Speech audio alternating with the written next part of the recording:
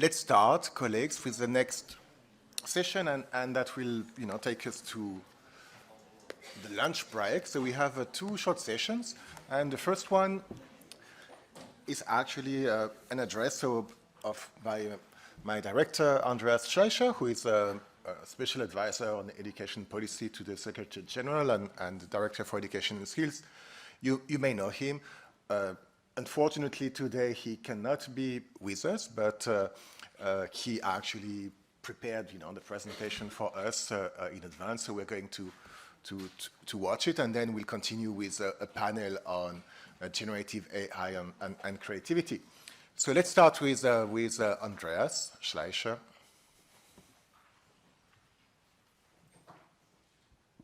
Hello, and thank you so much for inviting me to the Creativity in Education Summit. And I'm really sorry I cannot join you in person because this agenda is just so important.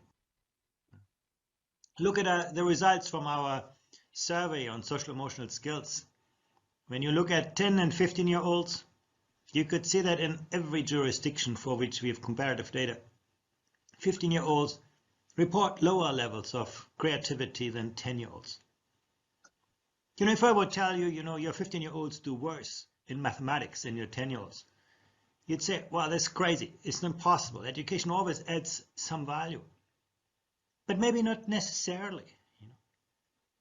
The good thing is children are all born with an abundance of creativity. If you have a 3-year-old son or daughter, they're going to question anything you tell them. They're going to experiment with everything that gets into their hands, and they're always willing to learn, always willing to unlearn, and always willing to relearn when the context changes.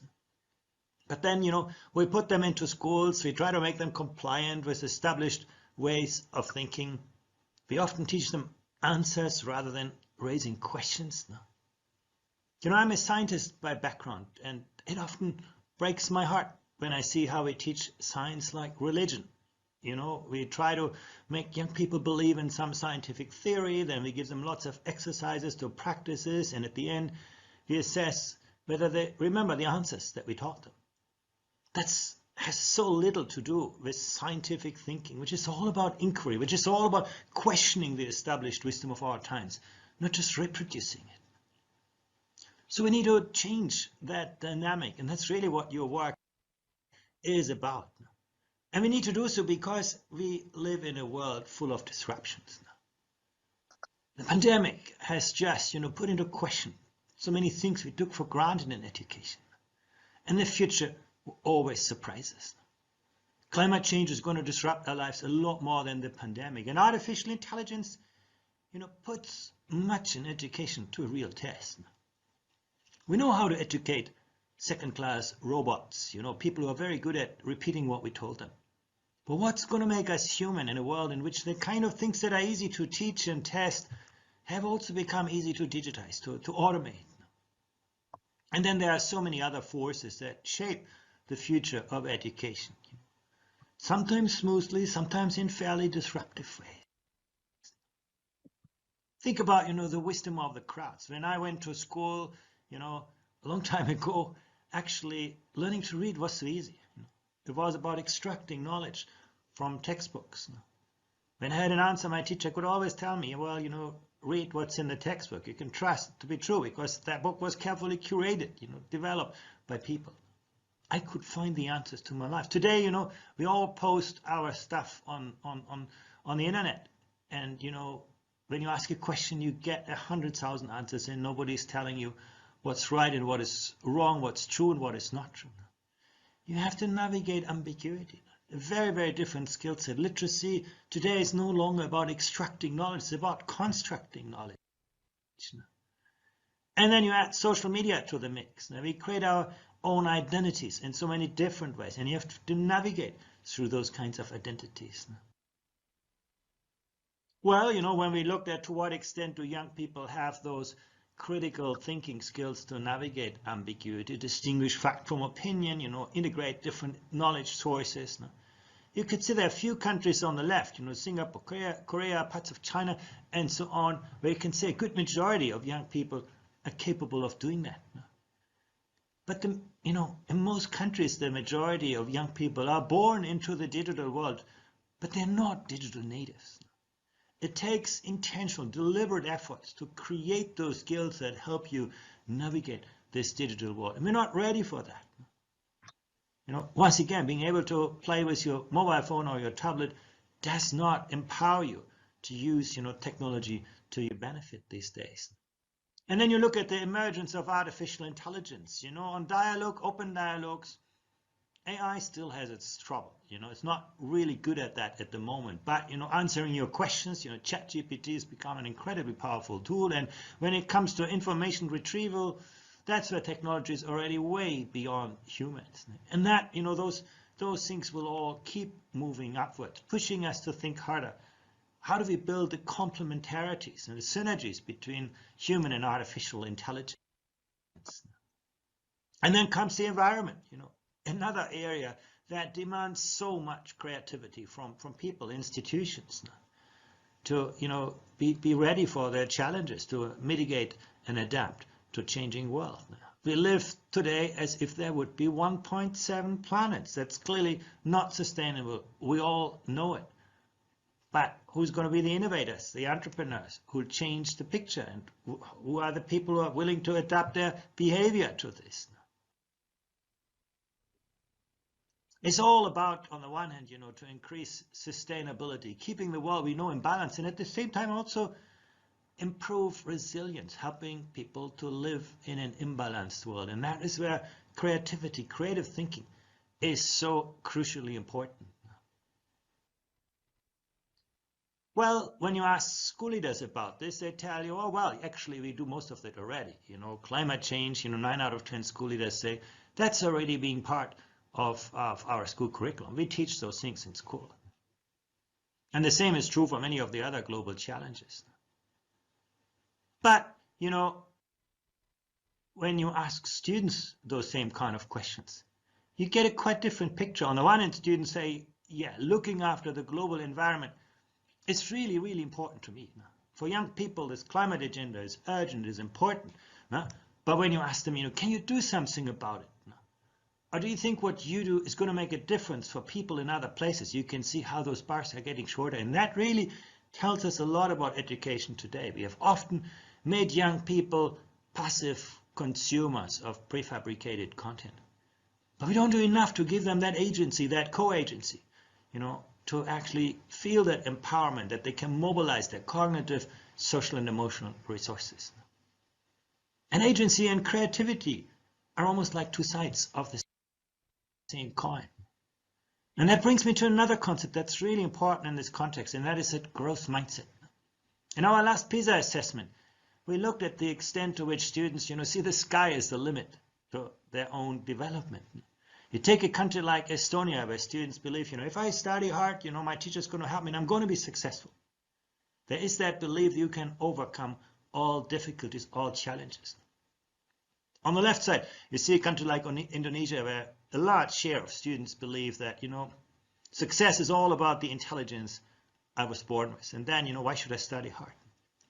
And when you now look at the vertical axis, you can see actually that kind of mindset that students bring with them is actually pretty closely related to academic success. We should think about harder how we develop the mindset in the 21st century that will empower learners to be good academically and in other fields as well. And it's not just about academic performance. You see, students with a growth mindset were more motivated to master difficult tasks. They had a greater sense of self-efficacy. They were less afraid of failure. If we want to see a different world, we need to invest in a different education. And, knowledge is expanding at breathtaking speed. We all know that, and it's filled with so many facets, so many interesting things we could be teaching and learning in our school curriculum. And they all come with people. That is really, really important. We always learn from and through people. If you think about, your favorite subject in primary school had probably a lot more to do with the teacher who taught you than with the content of the subject alone. We must not forget that learning is always a relational, a social process, not a transactional business. And the world of the curriculum is just a tiny box.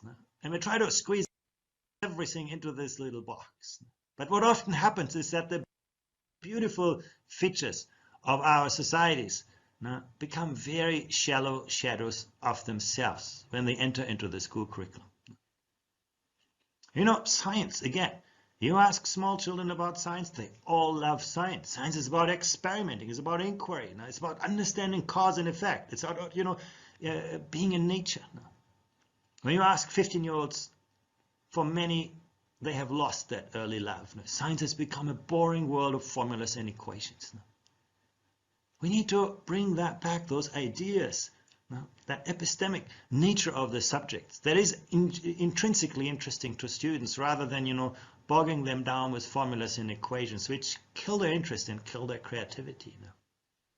So that's, the challenge. And then, we push more and more things into this little box, and often we create a kind of system that is a mile wide but just an inch deep, and that is perhaps the result why we don't see greater sense of creativity among young people.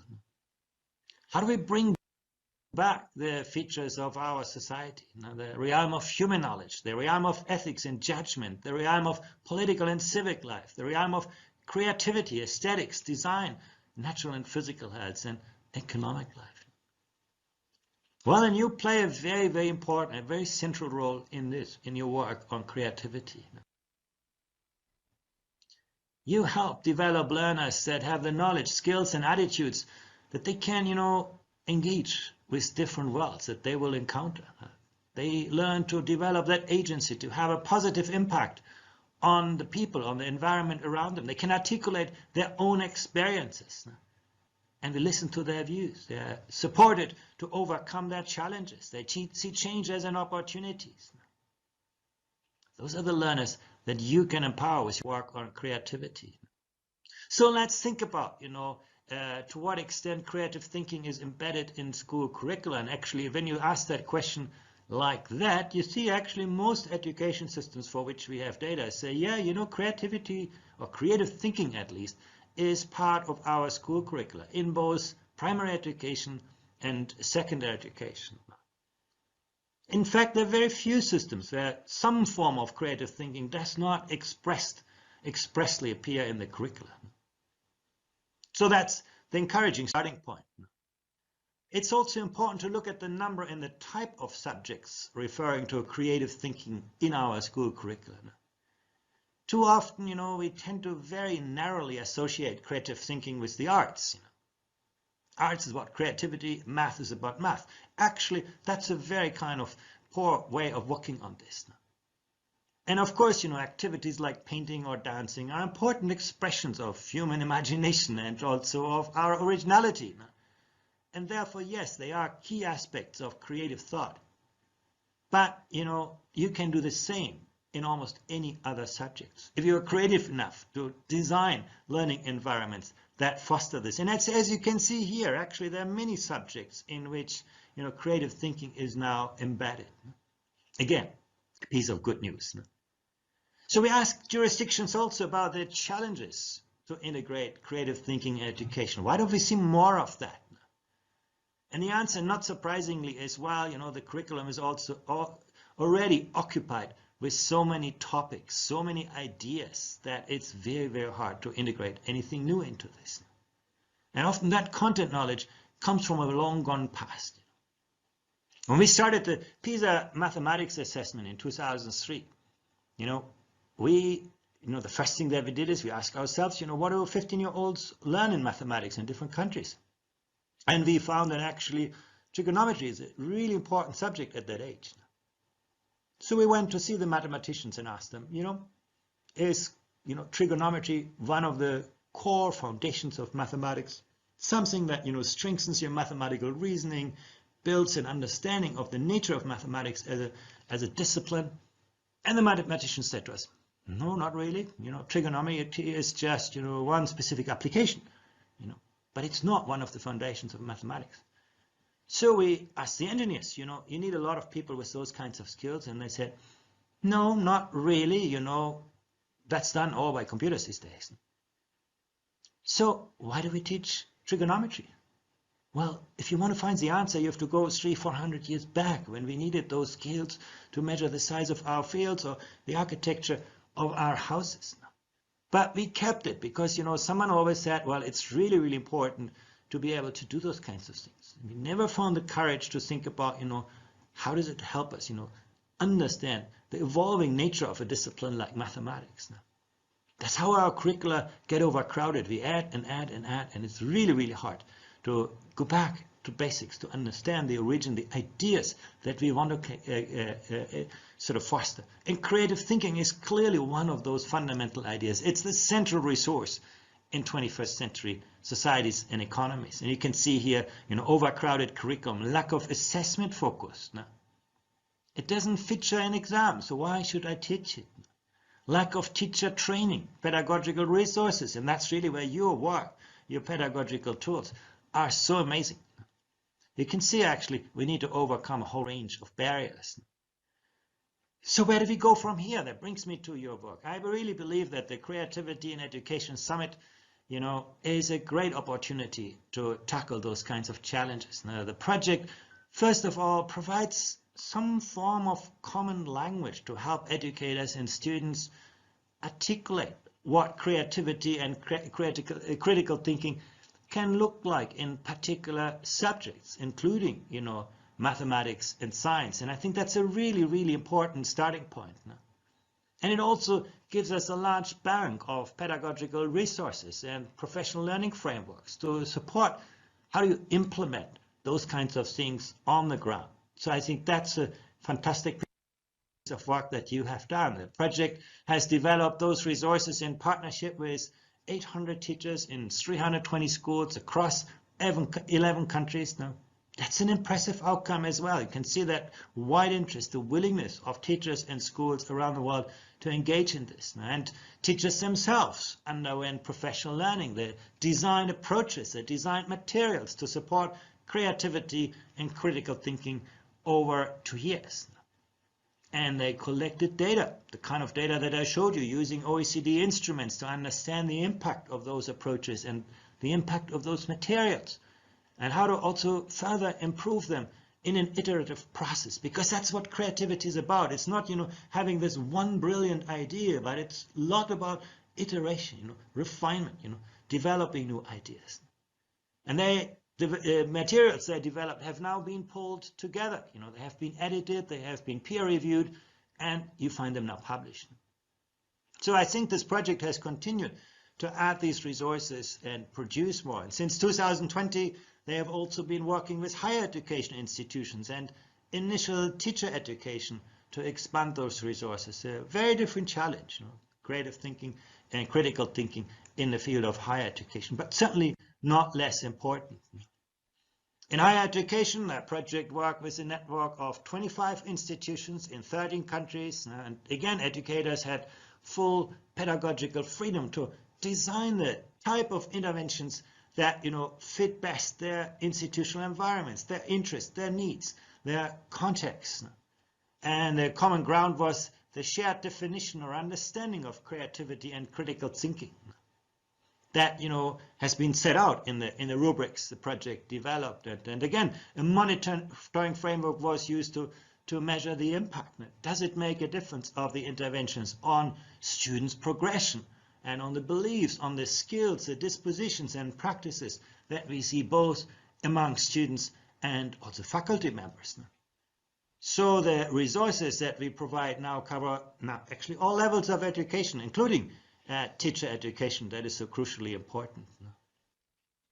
So in order to make the resources easily accessible, they have been organized in an app that covers all these levels of education: primary, secondary, higher, initial teacher education, and professional learning for in-service teachers. And that's also really, really important. There are lots of teachers who say, well, I'm not going to study again, but I want to use those resources in my context. And you are going to be discussing today the draft professional learning framework that we are releasing. A really, really important kind of framework to bring those ideas into practice and to give teachers a better handle on how to bring them to reality based on the experience of teachers that we work with. And that's really, in our hope, engaging educators with and reflect on all of those resources and to adapt them to their own teaching context. Now, this isn't about one size fits all toolbox. This is really about a framework that should empower teachers to develop, design their own kinds of framework.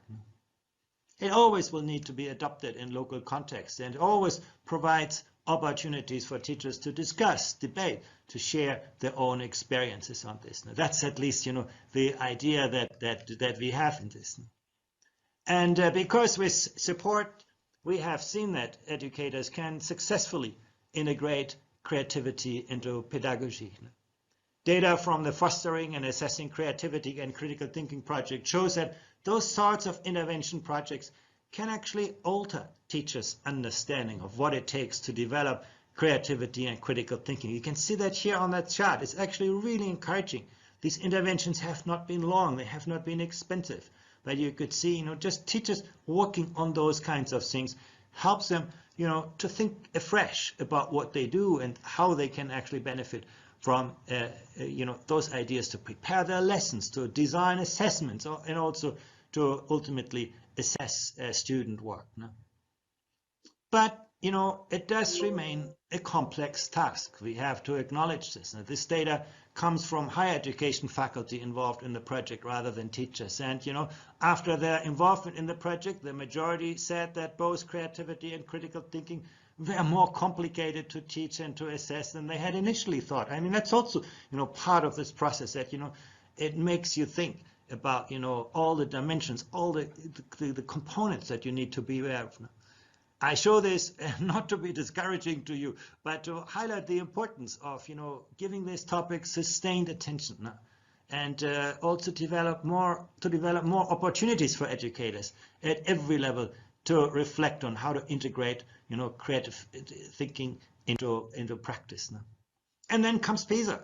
Actually, this round of PISA has embedded creative thinking into its innovative domain, and that was also done intentionally to help educators see how well do we develop those kinds of skills, and to what extent do we see synergies or complementarities with disciplinary skills.